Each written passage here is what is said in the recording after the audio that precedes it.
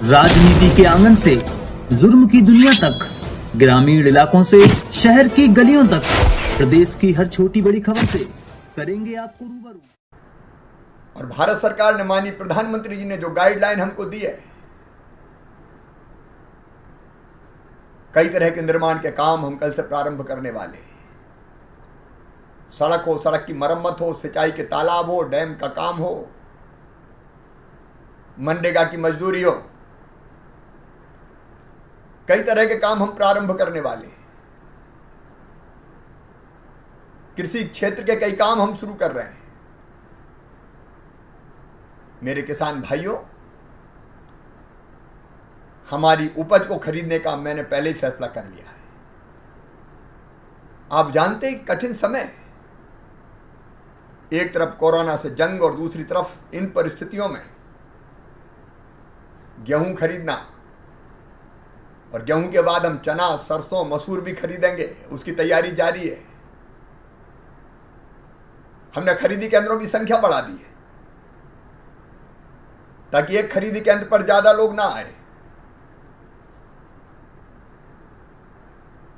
और मुझे खुशी है कि खरीदी प्रारंभ हो गई है। आप चिंता मत करना, देर हुई है, लेकिन किसानों के उत्पाद का एक एक दाना खरीदूंगा।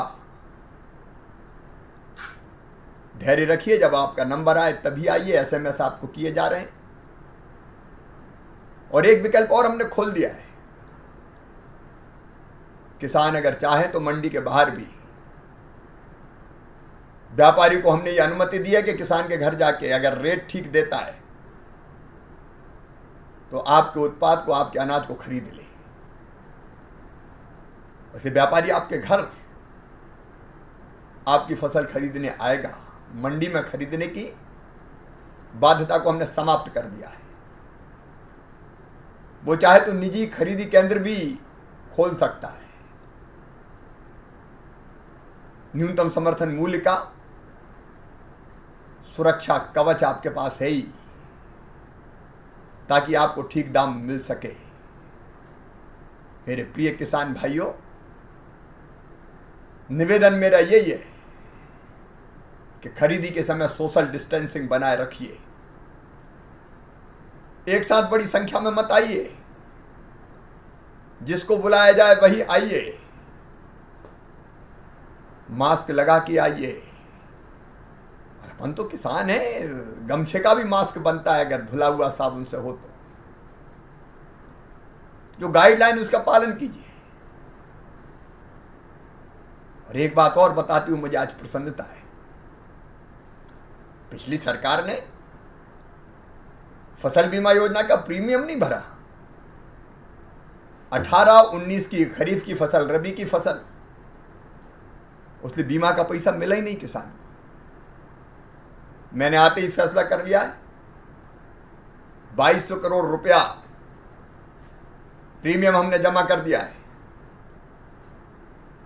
और अगले हफ्ते ही लाखों किसानों के खाते में लगभग 3000 करोड़ रुपया डाला जाएगा। किसान के अधिकार को छीनने नहीं दूंगा। परिस्थितियां कठिन होती रहे, लेकिन आपका हक आपको मिलेगा। आगे और भी कदम उठाएंगे। आर्थिक गतिविधियां शुरू होगी तो मजदूरों को मजदूरी मिलेगी। मनरेगा जैसे काम व्यापक पैमाने पर शुरू करेंगे। तेंदुपत्ते की तुड़ाई शुरू होगी। महुए का फूल खरीदेंगे, करंज का बीज खरीदेंगे, महुए की गुल्ली खरीदेंगे। शहद हो, साल का बीज हो। और अगर इसके दाम कम मिले तो हमने सबके दाम तय कर दिए। न्यूनतम समर्थन मूल्य तय करके वनोपज संघ से खरीदी करवाऊंगा ताकि गरीब को पूरा दाम मिल सके। एक ही आग्रह मेरा है, चाहे हम निर्माण के काम शुरू करने जाएं, उद्योग जगत को भी हमने छूट दी है। वो सावधानियों के साथ जो भारत सरकार की गाइडलाइन उनका पालन करते हुए अपने उद्योग चालू कर सकते हैं, लेकिन शर्त है,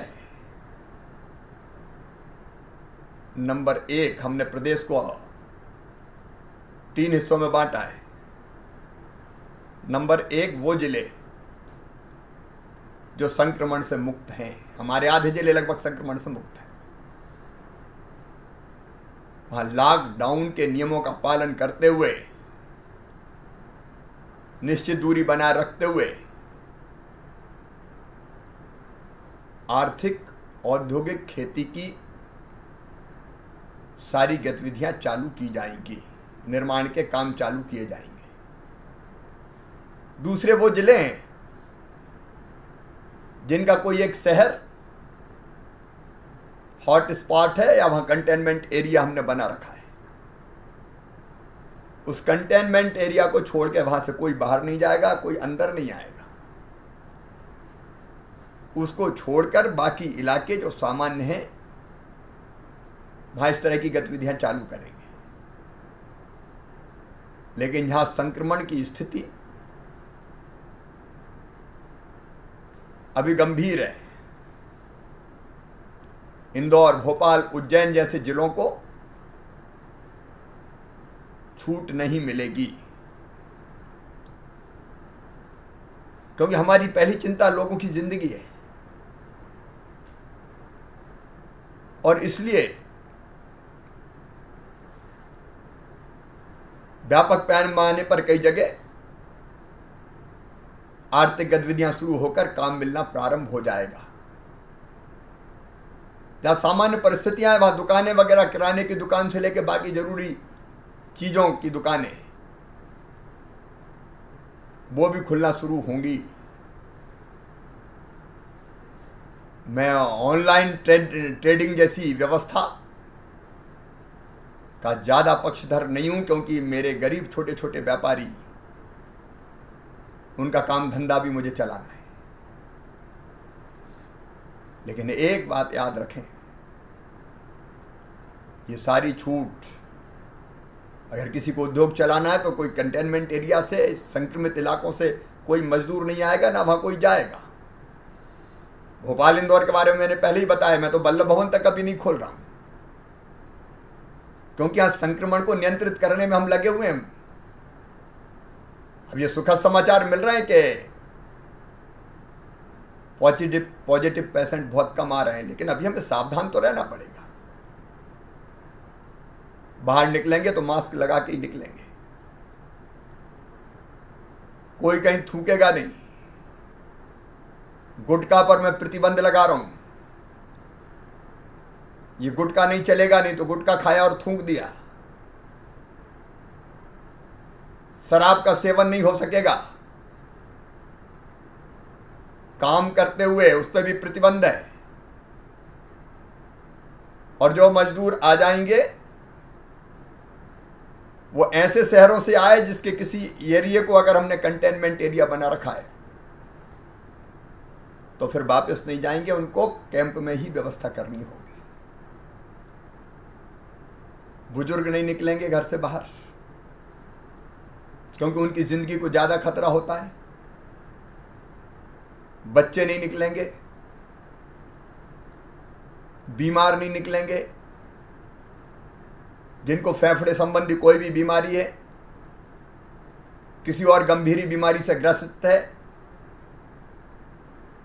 उनको कोरोना वायरस जल्दी घातक साबित होता है। तो ये सारी सावधानियां रखते हुए सरकारी दफ्तर भी मैंने बताया कि हम ऐसे नहीं खोलेंगे कि खोला और भीड़ आ गई। ये खतरा ना हम नहीं उठा सकते। मेरे प्रिय बहनों और भाइयों, ये चुनौती है हमारे प्रदेश के सामने, कोरोना की चुनौती।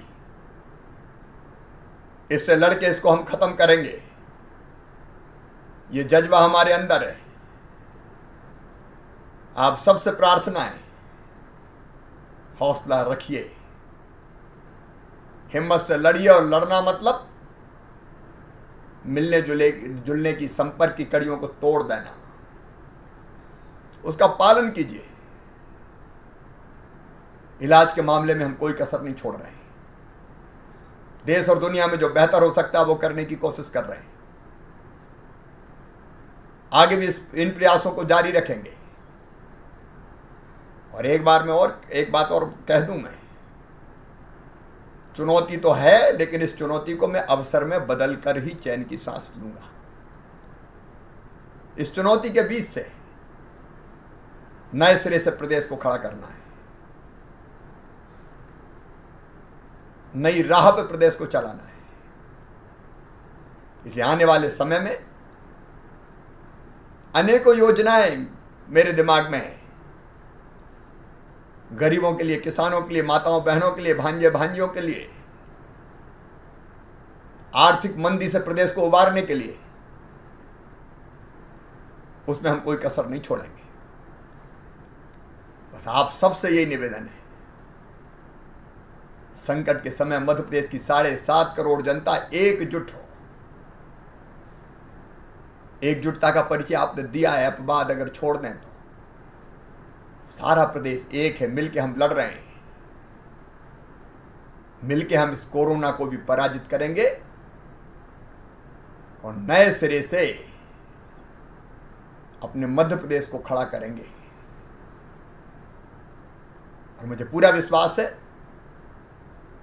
इसके लिए आपका भरपूर सहयोग मिलेगा। आइए मिलकर लड़ें, आगे बढ़ें, मध्य प्रदेश को आगे बढ़ाएं। बहुत बहुत धन्यवाद।